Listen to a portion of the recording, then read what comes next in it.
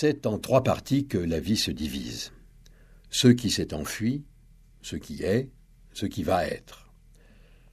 Parmi ces 3, celle que nous passons est brève. Celle que nous allons passer est incertaine. Celle que nous avons passée, certaine. Personne ne distribue son argent à autrui. Chacun y distribue son temps et sa vie.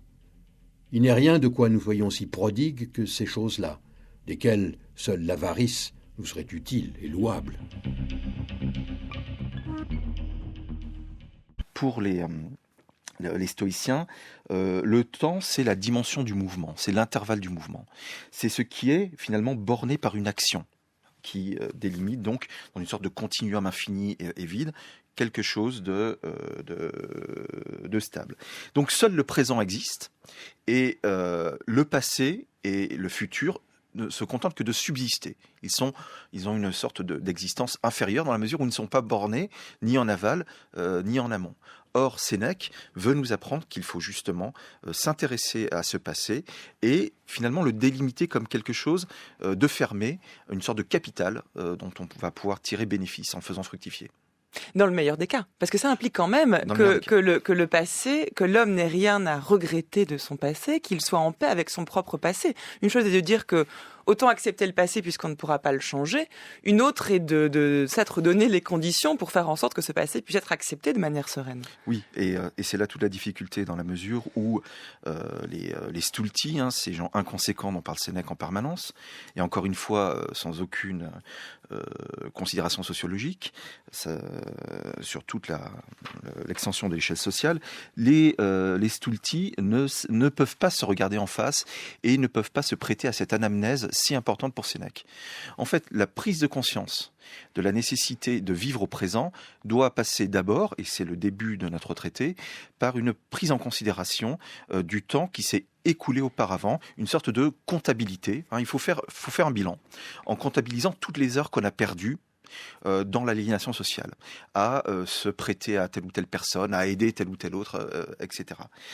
Or, ce mouvement rétrograde est très problématique dans la mesure où le passé nous confronte en permanence à notre échec justement dans la possibilité d'être à soi. Le passé est une sorte de catalyseur des passions. Non seulement il stocke tous nos souvenirs de comportements passionnels, déraisonnables, etc., mais en plus il les réactive. Il nous plonge dans de nouvelles passions, et notamment le désespoir de ne pas arriver à sortir justement de ce jeu passionnel. Donc on pourrait dire que le passé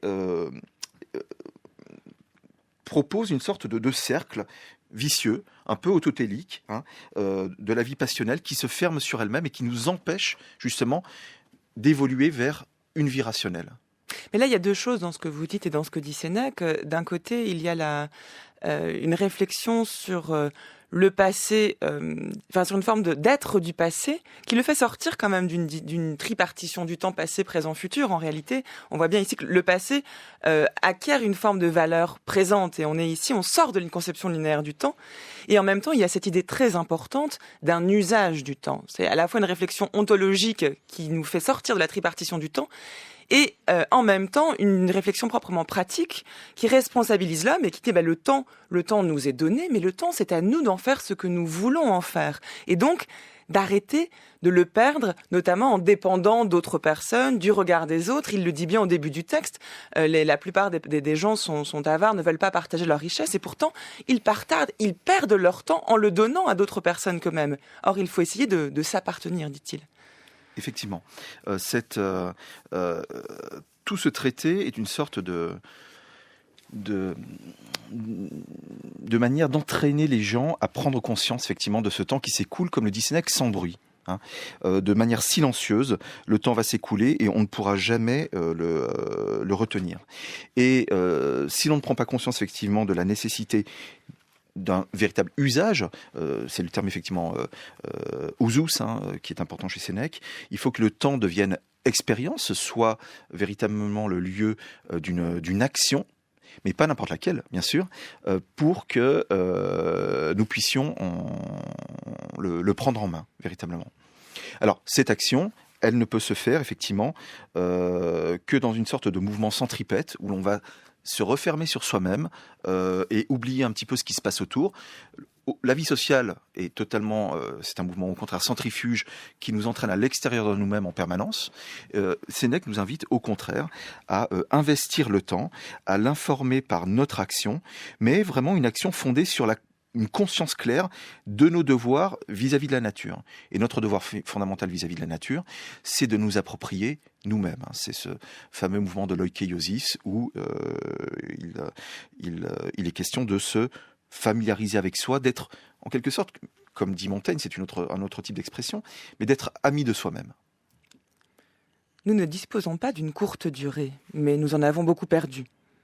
La vie est assez longue et pour l'accomplissement des plus hautes entreprises, elle nous a été donnée avec largesse, pour peu qu'elle soit tout entière bien placée. Mais lorsqu'elle nous échappe en son décours dans le luxe et la négligence, lorsqu'on ne l'emploie pas à la moindre bonne action, ce n'est que forcé par l'ultime nécessité, que nous sentons que celle dont nous n'avons pas compris l'avancée a dépassé sa limite. Il en est ainsi. Nous n'avons pas reçu une vie brève, mais nous nous la sommes faite. Et nous n'en avons pas été dépourvus, mais prodigues.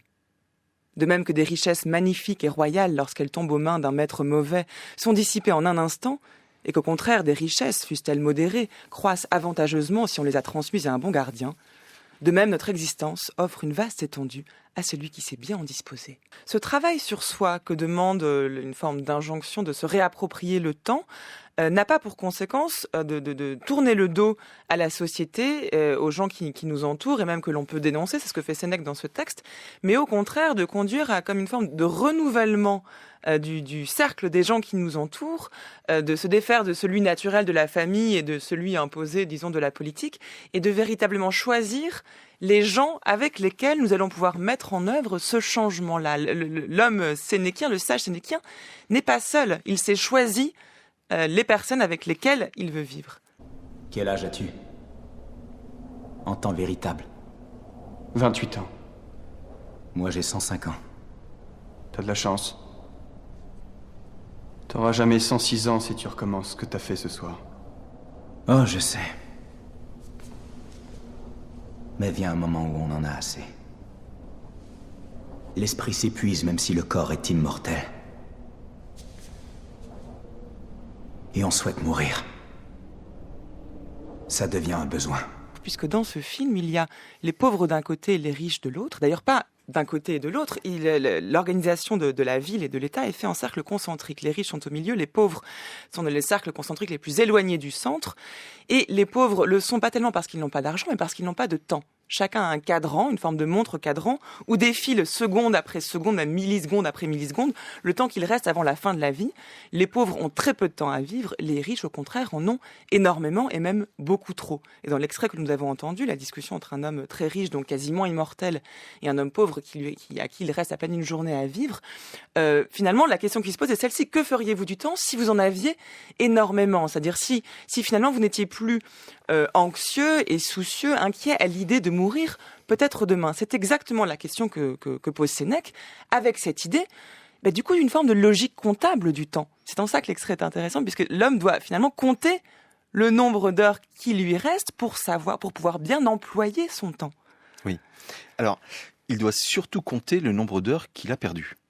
Il faut partir de là, ouais. Encore une fois, du bilan comptable de tout ce qui nous a manqué, de tout ce qui nous a échappé, qui ne nous a pas permis d'être nous-mêmes, c'est-à-dire une partie de l'univers exprimant la rationalité divine.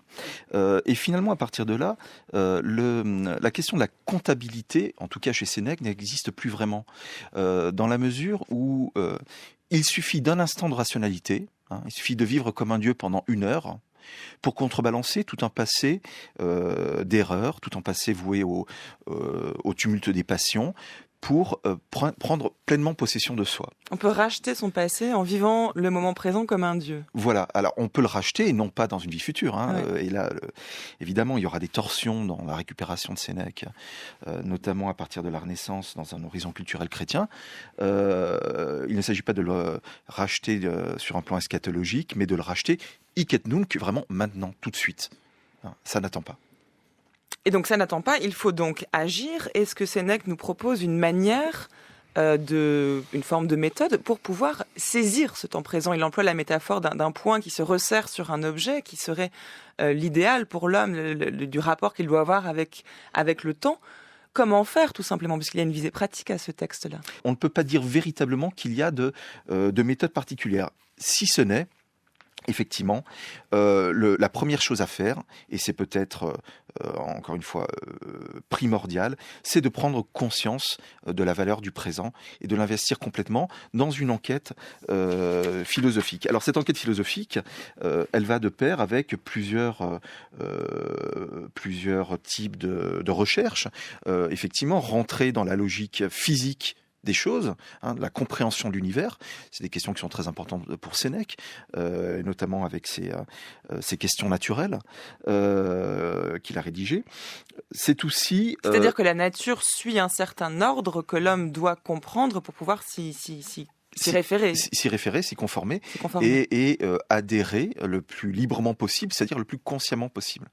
Donc il faut faire cette démarche, et puis aussi peut-être prendre du temps, une fois qu'on est rentré dans cet ordre de la rationalité, dans des habitudes intellectuelles qui permettent de nous extirper du présent et de la frénésie d'un présent qui est toujours orienté vers le futur, puisqu'on nous demande en permanence des choses. Oui, d'ailleurs, Sénèque condamne la planification comme la procrastination, c'est-à-dire tout ce qui nous détourne du présent en nous faisant happer par le futur. Tout à fait. Alors la procrastination, il aurait détesté l'ouvrage de John Perry, ça sans nul doute, dans la mesure où c'est ce qu'il y a qui est un éloge de la procrastination. Un éloge de la procrastination. Dans la mesure où c'est être conscient du passage du temps, mais c'est le fait de remettre consciemment quand même au lendemain les choses, voire en tirant un plaisir éventuellement pervers. Pour ce qui est d'être happé par le futur, bon, ça c'est effectivement la loi générale de ce que nous demandent nos fonctions dans la société. Mais quand on rentre donc dans cette vie rationnelle, ce que découvre Sénèque, et il insiste de façon assez intéressante et assez inédite dessus, c'est que l'on peut rentrer dans une sorte de communauté générale des êtres rationnels, communauté ouverte sur le passé.